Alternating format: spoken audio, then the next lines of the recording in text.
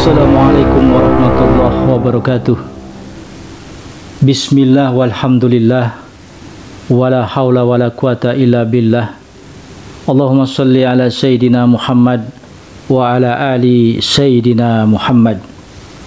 Sahabat Kalam Hikmah Islam di mana saja Anda berada, jumpa lagi dalam tayangan lanjutan kisah Nabi Musa alaihissalam dan Fir'aun, episode kedua.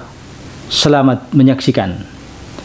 Sekitar 10 tahun lamanya, Musa tinggal di Madian, menjadi menantu Nabi Syuaib.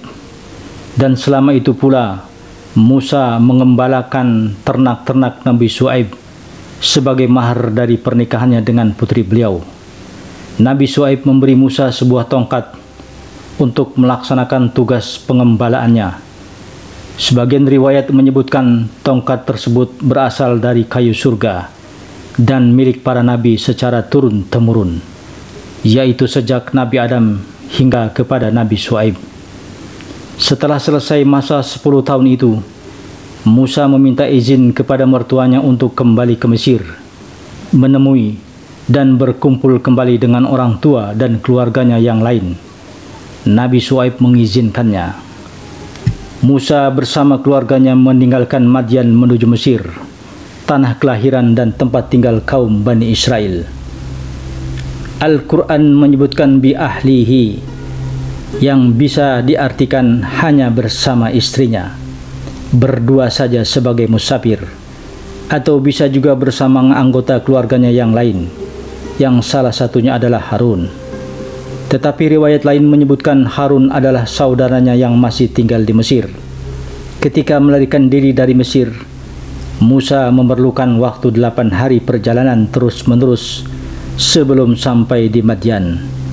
Tentunya saat kembali itu akan memerlukan waktu lebih lama lagi, karena beliau bersama keluarga dan situasinya tidak sedang dikejar-kejar seperti sebelumnya.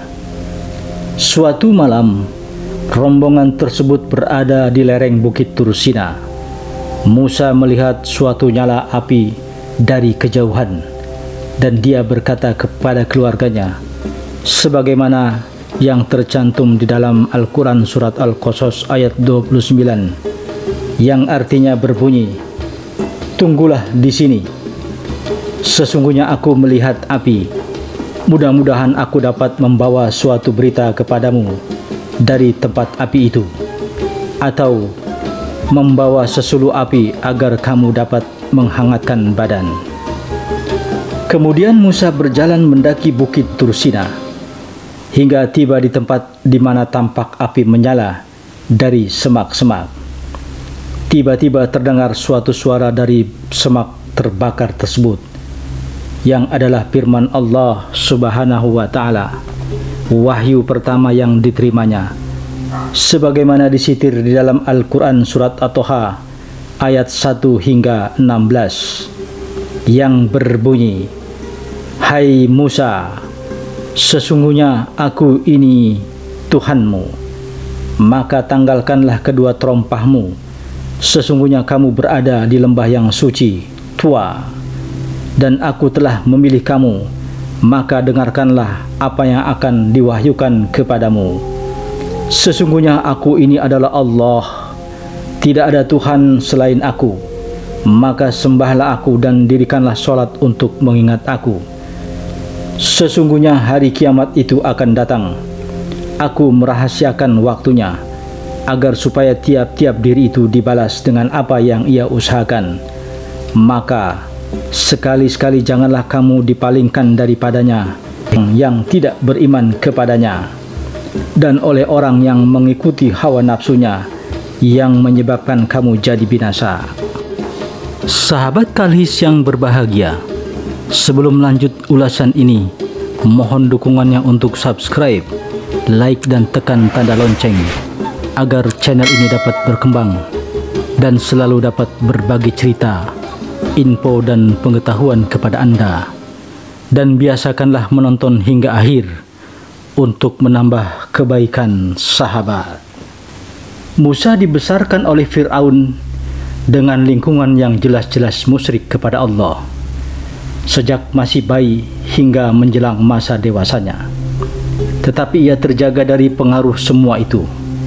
Bahkan dengan kondisi itu, bibit-bibit kenabian tumbuh subur dalam dirinya untuk melakukan perlawanan terhadap semua kemusyrikan tersebut. Apalagi setelah 10 tahun lamanya Musa menjadi santri sekaligus menantu Nabi Syuaib, jiwa kenabian itu makin mengental pada dirinya. Karena itu, walau munculnya suara dari balik semak terbakar itu tampak mengejutkannya, ia dengan segera dapat menguasai diri. Di dalam hati ia menyadari bahwa inilah pengangkatan dirinya sebagai nabi, sebagaimana nabi-nabi yang telah diutus sebelumnya, seperti yang pernah diceritakan oleh Nabi Syuaib, mertuanya. Musa segera melepas kedua terompahnya sesuai perintah Allah tersebut dan tunduk tawadu. Allah berfirman lagi, "Wahai Musa, apa yang ada di tangan kananmu itu?" Ia berkata, "Ini adalah tongkat saya. Saya pergunakan untuk bertelekan atau berpegangan jika sedang berjalan untuk mengembalakan kambing dan berbagai keperluan lainnya." Allah berfirman lagi, "Lemparkanlah tongkatmu ya Musa." Musa melemparkan tongkat itu, yang segera saja menjadi seekor ular besar yang bergerak sangat cepat dan gesit. Secara refleks ia berlari menjauh dari ular tersebut. Tetapi Allah berfirman, "Wahai Musa, janganlah takut, datanglah kepadaku dan peganglah ular itu, maka aku akan mengembalikannya seperti semula." Ia memasukkan tangannya ke mulut ular tersebut, yang segera saja kembali menjadi tongkat. Lalu Allah berfirman lagi, "Masukkanlah telapak tangan kananmu di antara ketiak kirimu, kemudian keluarkanlah kembali." Musa melaksanakan perintah tersebut, dan telapak tangan kanannya tampak putih cemerlang, bersinar menyilaukan pandangan mata. Ketika ia mengempitnya kembali, tangannya kembali seperti sedia kala. Allah berfirman lagi, "Itulah sebagian dari tanda-tanda kekuasaanku yang aku tunjukkan kepadamu, sekaligus sebagai tanda kerasulanmu. Pergilah engkau, berdakwah kepada Fir'aun dan orang-orang yang mengikutinya, karena sungguh ia telah melampaui batas sehingga berani mengaku sebagai Tuhan." Nabi Musa menerima tugas tersebut dengan senang hati, tetapi kemudian dia menyadari berbagai kekurangan dan kelemahannya. Karena itu ia berdoa, sebagaimana yang tercantum di dalam Al-Quran surat At-Toha ayat 25 hingga 35, yang artinya berbunyi, "Ya Tuhanku, lapangkanlah untukku dadaku, dan mudahkanlah untukku urusanku, dan lepaskanlah kekakuan dari lidahku, supaya mereka mengerti perkataanku, dan jadikanlah untukku seorang pembantu dari keluargaku, yaitu Harun saudaraku. Teguhkanlah dengan dia kekuatanku, dan jadikanlah dia sekutu dalam urusanku, supaya kami banyak bertasbih kepada engkau, dan banyak mengingat engkau. Sesungguhnya engkau adalah maha melihat keadaan kami."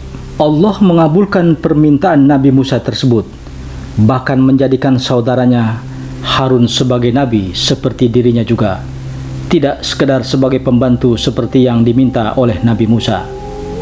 Doa Nabi Musa tersebut banyak sekali manfaatnya bagi kita umat Nabi Muhammad SAW, khususnya pada ayat 25 hingga 29 yang berbunyi, "Rabbi shrahli sadri wa yassirli amri wahlul 'uqdatam min lisani yafqahul qawli." Doa ini bisa dibaca ketika berpidato, berdakwah, mengajar atau membawakan suatu acara sebagai MC, ketika akan menghadap seorang pimpinan dan pejabat atau penguasa atau siapapun yang kita cenderung takut kepadanya, ketika menghadapi pemerintahan atau penguasa yang lalim, ketika akan mengerjakan tes atau ujian, baik untuk sekolah atau pekerjaan, dan beberapa keperluan lainnya. Untuk lebih memantapkan hati Nabi Musa, Allah menceritakan kembali kenikmatan yang telah diberikannya sejak ia dilahirkan, ketika Allah menyelamatkan dirinya dari rencana jahat Fir'aun membunuh semua bayi laki-laki Bani Israel dengan jalan mengilhamkan kepada ibunya untuk menghanyutkannya ke sungai Nil. Ketika ditemukan, dipelihara dan dibesarkan oleh Fir'aun, tetapi tetap dalam kasih sayang ibu dan saudaranya Maryam.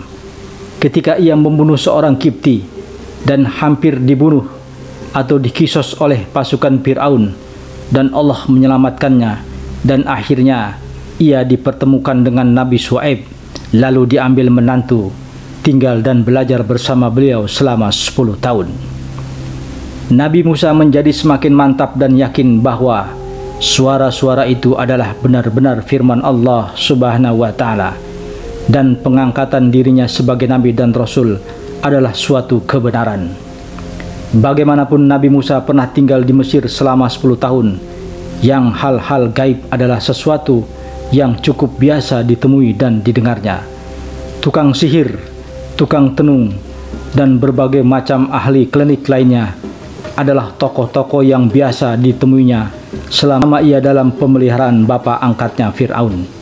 Karena itu, sedikit banyak ada juga kekhawatirannya kalau suara-suara itu, yakni firman Allah dari balik semak terbakar, tidak berbeda dengan praktek-praktek klinik yang diketahuinya, tetapi dengan penjabaran Allah Subhanahu wa Ta'ala tentang jalan kehidupannya yang begitu lengkap, termasuk ketika ia berada di Madian, kekhawatirannya itu lenyap sama sekali. Di antara sekian banyak para nabi-nabi, hanya beberapa saja yang mempunyai gelar khusus yang disandarkan pada nama Allah, yaitu Nabi Ibrahim adalah Khalilullah, Nabi Isa adalah Ruhullah, Nabi Muhammad SAW adalah Habibullah, dan tentunya Nabi Musa adalah Kalamullah, karena beliau diajak berbicara langsung oleh Allah Subhanahu wa Ta'ala. Untuk menegaskan kenabian dan tugas risalah yang diberikan kepada Nabi Musa, sekali lagi Allah berfirman kepadanya, sebagaimana disitir dalam Al-Quran surat At-Taha ayat 41 hingga 44, yang artinya berbunyi, sesungguhnya aku telah memilihmu untuk diriku.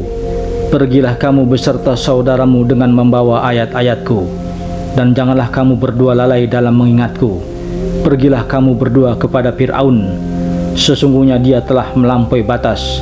Maka berbicaralah kamu berdua kepadanya dengan kata-kata yang lemah lembut, mudah-mudahan ia ingat atau takut. Bagaimanapun juga Nabi Musa masih manusia biasa, yang sedikit banyak masih memiliki rasa takut, apalagi menghadapi raja besar dan lalim semacam Fir'aun dengan kekuatan bala tentaranya yang begitu banyak. Ditambah lagi ia mempunyai kesalahan membunuh salah seorang Kipti. Ia mengungkapkan ketakutan dan kekhawatirannya itu. Maka Allah berfirman, janganlah kalian berdua takut menghadapi Fir'aun. Sesungguhnya aku bersama kalian berdua. Aku mendengar dan melihat. Sahabat Kalhis yang berbahagia, Allah mengajarkan kepada Nabi Musa bagaimana ia harus menghadapi Fir'aun, dan Allah juga menjanjikan akan menunjukkan tanda-tanda kebesaran dan kekuasaannya yang lain kepada Fir'aun hingga nantinya berjumlah 9, sebagaimana yang tercantum di dalam Al-Quran surat Al-Isra ayat 101, termasuk tongkat dan telapak tangan kanannya yang bersinar. Lalu Musa turun dari Bukit Tursina dengan tekad dan semangat baru untuk mengemban risalah Allah. Ia memberitahukan secara lengkap kepada keluarganya tentang apa yang telah dialaminya, termasuk pengangkatan Harun sebagai nabi mendampingi dirinya. Setelah itu mereka meneruskan perjalanan kembali ke Mesir. Tiba di negeri Mesir, Nabi Musa dan Nabi Harun langsung menemui Fir'aun. Mereka memperkenalkan diri sebagai utusan Allah, Tuhan semesta alam, dan menyeru atau mendakwahi Fir'aun untuk menghentikan tindak kemusyrikannya kepada Allah dan penyiksaan kepada kaum Bani Israel. Fir'aun menanggapinya dengan berkata, siapakah Tuhan kalian berdua itu? Nabi Musa dan Nabi Harun menjelaskan tentang risalah Islamiah yang diembannya. Sempat terjadi perdebatan antara Musa dan Fir'aun, sebagaimana disitir dalam Quran surat At-Toha ayat 50 hingga 55. Setelah itu Fir'aun berkata, "Jika memang benar engkau membawa bukti yang memperkuat pengakuan kenabianmu, maka tunjukkanlah kepadaku." Lalu Musa menunjukkan tongkatnya yang bisa menjelma menjadi ular yang besar, dan juga tangan kanannya yang bisa bercahaya cemerlang. Fir'aun dan para punggawanya berkata, "Sungguh Musa ini seorang ahli sihir yang ulung." Tentu saja mereka melakukan penilaian dan mengambil kesimpulan sebatas dengan apa yang mereka ketahui, dan mukjizat yang ditunjukkan Nabi Musa mereka anggap tidak banyak berbeda dengan kegaiban-kegaiban yang ditunjukkan oleh para ahli sihir yang tersebar luas di bumi Mesir. Lalu mereka bermusyawarah sebentar, kemudian memutuskan untuk mengadakan perang tanding antara Musa dengan ahli sihir yang tersohor di Mesir pada waktu yang ditentukan. Nabi Musa menerima tantangan tersebut, bahkan menentukan waktunya, yakni pada hari raya penduduk Mesir, dan sekaligus mengundang kehadiran mereka semua. Fir'aun menyetujui permintaan Nabi Musa itu. Tentu saja itu adalah strategi Nabi Musa untuk lebih mudah memperkenalkan dan menunjukkan dakwah Islamiah kepada masyarakat Mesir, khususnya kepada Bani Israel yang tinggal di sana.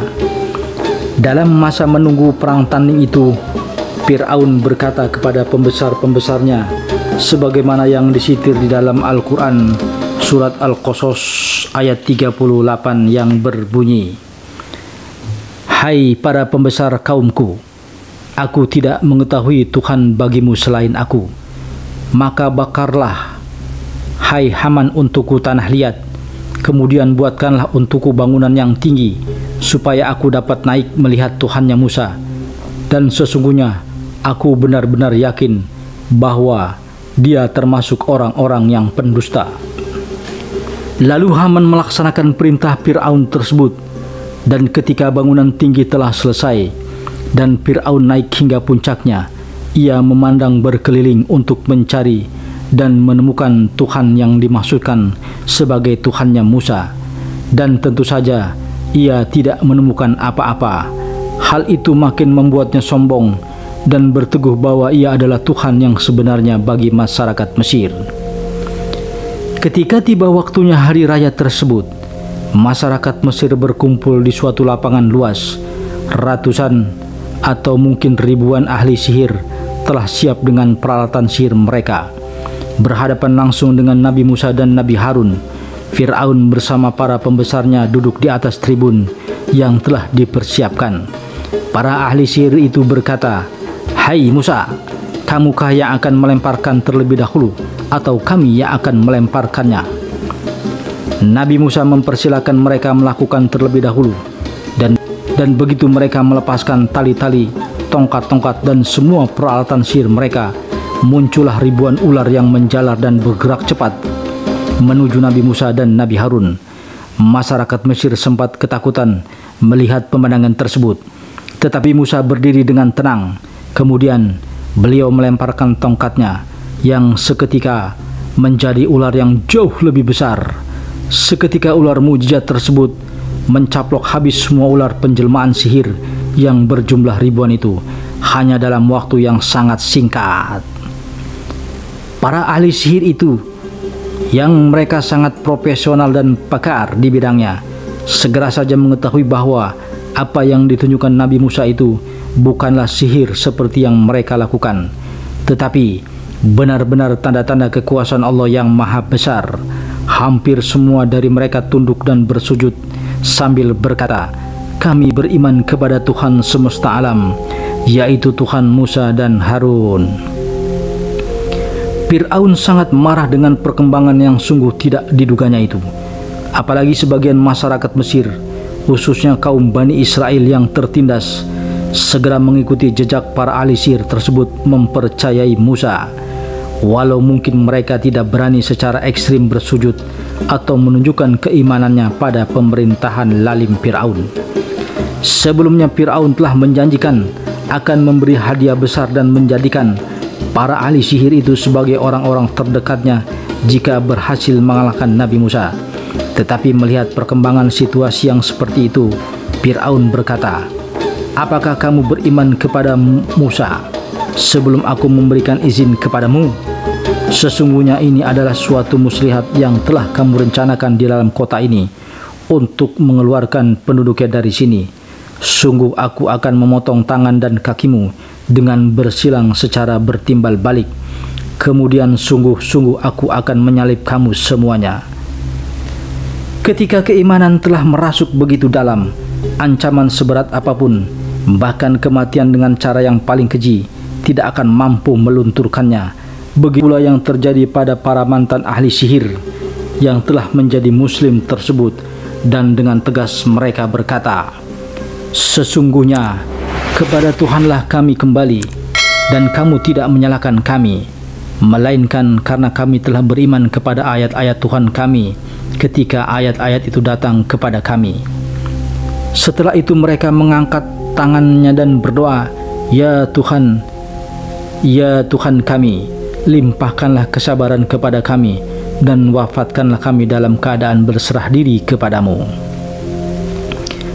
Walaupun telah mengancam seperti itu, ternyata Fir'aun tidak berani mewujudkan ancamannya begitu saja. Sedikit banyak mereka merasa ngeri dengan kemampuan sihir mereka, apalagi ditambah dengan sihir Nabi Musa. Kaum musyrik itu tidak sempat berpikir dan menganalisa bahwa begitu ahli-ahli sihir itu beriman kepada Allah, tentulah mereka akan segera meninggalkan praktek-praktek kesyirikannya yang pernah mereka lakukan. Begitulah memang cara Allah menyelamatkan hamba-hambanya, terkadang melalui jalan yang tidak terduga-duga. Fir'aun bermusyawarah lagi dengan pembesar-pembesarnya menyikapi situasi terbaru itu, dan mereka memutuskan untuk mengulangi cara yang terdahulu, yakni membunuh anak lelaki kaum Bani Israel dan orang-orang yang beriman kepada Musa, dan hanya membiarkan hidup anak perempuannya. Mendengar rencana tersebut, mereka mendatangi Nabi Musa dan beliau berdoa kepada Allah untuk memohon pertolongan dan perlindungan, sekaligus meminta Allah membinasakan Fir'aun dan bala tentaranya. Allah Subhanahu wa Ta'ala mengabulkan doa Nabi Musa tersebut. Sebelum Fir'aun sempat merealisasikan rencananya, Mesir dilanda kemarau panjang dan paceklik yang sangat menyengsarakan rakyat serta merepotkan pemerintahan Fir'aun. Inilah tanda-tanda kekuasaan Allah dan kebenaran kenabian Nabi Musa yang ketiga yang ditunjukkan kepada Fir'aun.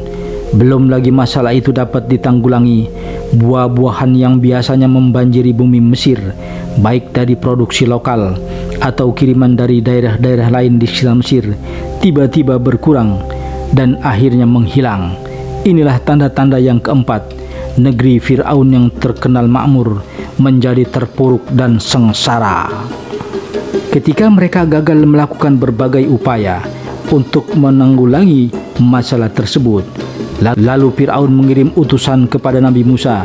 Mereka meminta agar Nabi Musa berdoa kepada Allah agar paceklik yang sedang melanda segera berhenti.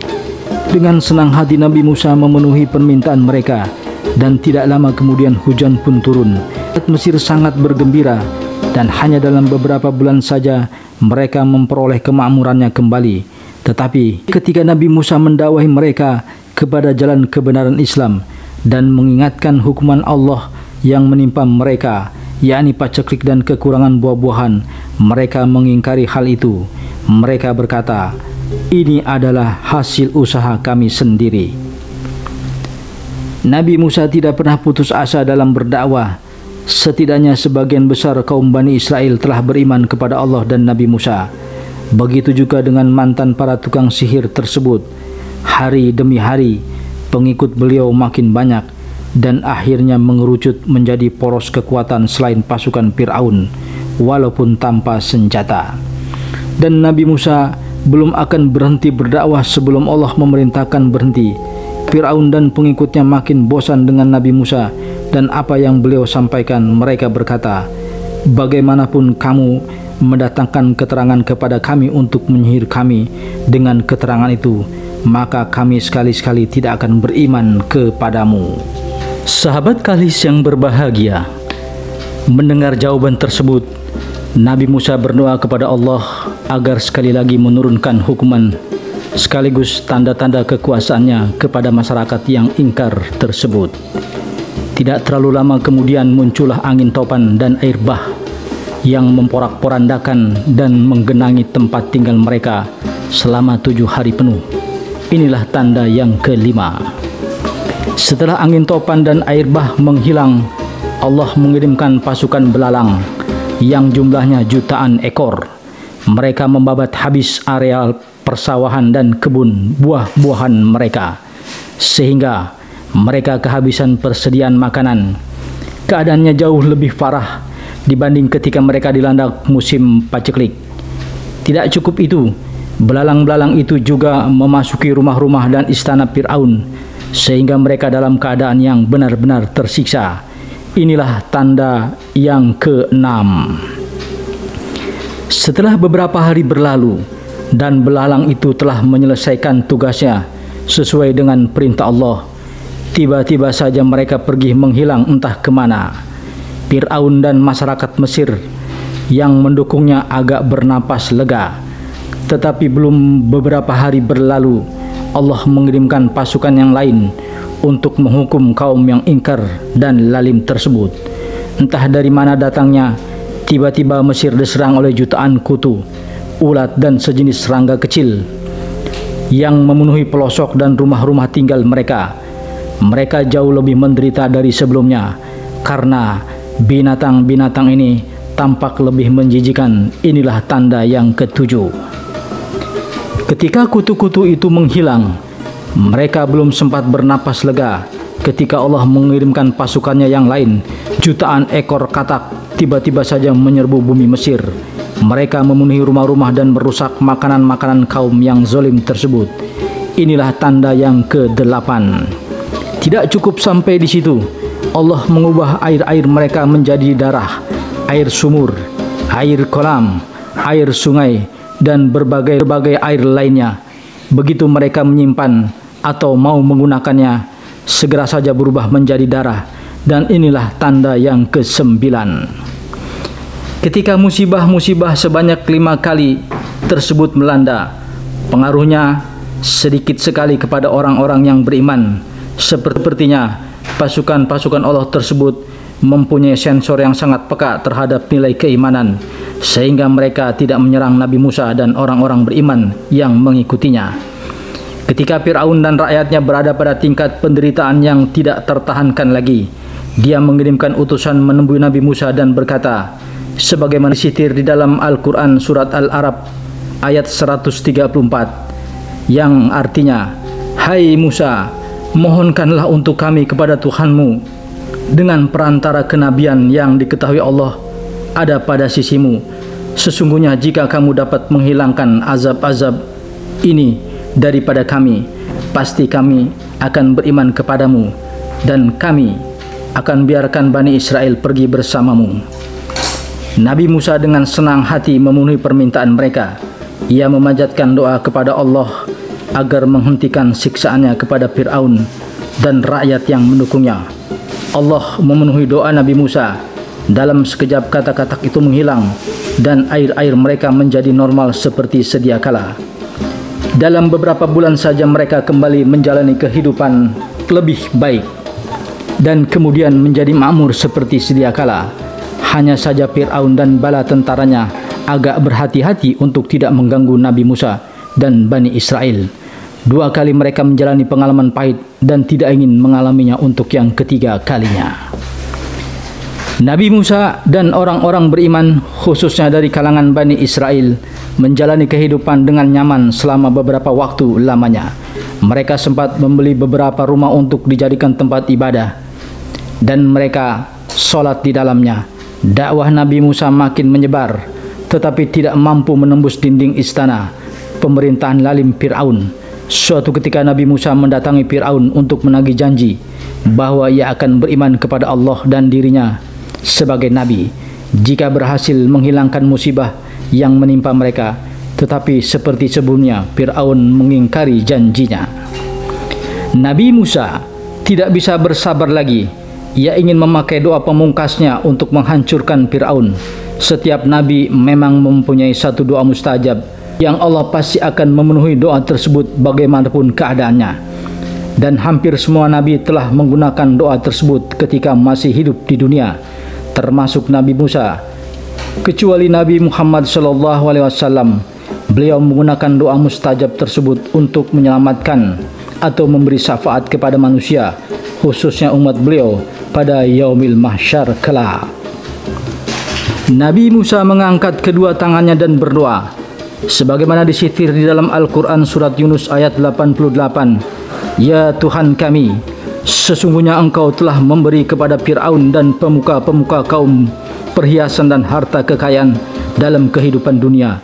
Ya Tuhan kami, akibatnya mereka menyesatkan manusia dari jalan Engkau. Ya Tuhan kami, binasakanlah harta benda mereka dan kunci matilah hati mereka. Maka mereka tidak beriman hingga mereka melihat siksaan yang pedih. Allah mengabulkan doa Nabi Musa tersebut, tetapi ia tetap memerintahkan untuk tinggal di Mesir sampai waktu yang diperintahkan atau diizinkan untuk meninggalkan negeri itu. Nabi Musa meneruskan dakwah Islamiahnya, khususnya kepada Bani Israel, untuk makin memantapkan keimanan mereka. Dan jika suatu waktu datang perintah Allah untuk meninggalkan Mesir, mereka dengan ringan dan senang hati mau mengikuti Nabi Musa. Setelah beberapa tahun berlalu, tampaknya penyakit Fir'aun mulai kambuh lagi. Mereka mulai melakukan tekanan dan penyiksaan kepada Bani Israel seperti sebelumnya. Mungkin inilah memang rencana Allah. Bani Israel dikondisikan untuk tidak kerasan lagi di Mesir. Ketika tingkat penyiksaan begitu keras, mereka mendatangi Nabi Musa, dan pada saat yang bersamaan telah datang perintah Allah agar Nabi Musa dan seluruh Bani Israel segera meninggalkan Mesir, melakukan perjalanan pada malam harinya atau Isra menuju bumi Palestina. Mereka melakukannya dengan diam-diam sehingga tidak seorang pun dari pasukan Fir'aun atau orang-orang Kipti yang mengetahuinya. Keesokan harinya, ketika pasukan Fir'aun akan melakukan operasi penyiksaan seperti biasanya, mereka mendapati pemukiman dan tempat-tempat kerja Bani Israel dalam keadaan kosong melompong. Mereka melaporkan hal itu kepada Fir'aun, yang segera saja ia menyusun pasukan untuk mengejar Musa dan kaum Bani Israel. Fir'aun sendiri yang memimpin pasukannya untuk melakukan pengejaran tersebut dan berencana akan membantai habis mereka. Walaupun tertinggal semalaman penuh, akhirnya mereka bisa melihat rombongan Nabi Musa dan Bani Israel yang telah mendekati pantai. Mereka tampak sangat gembira karena tidak mungkin ada jalan lain bagi Nabi Musa dan kaum Bani Israel untuk selamat. Rombongan Bani Israel mengalami ketakutan yang tak terperikan ketika lautan luas menghadang di depan mereka, yakni Laut Merah. Sementara jauh di belakang mereka tampak pasukan Fir'aun terus mendekat. Sebagian dari mereka sempat mencaci maki Nabi Musa dan Nabi Harun dan berpikir akan mati dihabisi oleh pasukan Fir'aun. Dalam keadaan seperti itu, Allah berfirman kepada Nabi Musa untuk memukulkan tongkatnya ke lautan, yang segera saja terbentuk jalan cukup luas dengan dua dinding air di kanan dan kirinya. Sungguh suatu mujizat yang tidak bisa dijelaskan secara logika atau akal sehat. Segera saja kaum Bani Israel berjalan cepat melalui jalan tersebut untuk menghindari pengejaran Fir'aun yang telah semakin dekat. Sebagian riwayat menyebutkan jalan pada lautan yang terbelah itu terdiri dari 12 jalur, dan masing-masing kelompok atau kabilah pada kaum Bani Israel berada pada jalannya masing-masing.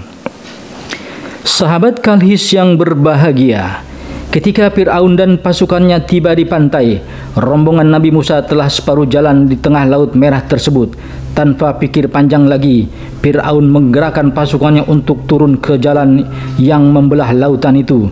Jarak keduanya makin dekat saja, tetapi begitu orang terakhir dari rombongan Nabi Musa menginjakkan kaki di pantai seberangnya, dinding air itu roboh kembali seperti sedia kala dan menenggelamkan Fir'aun beserta bala tentaranya.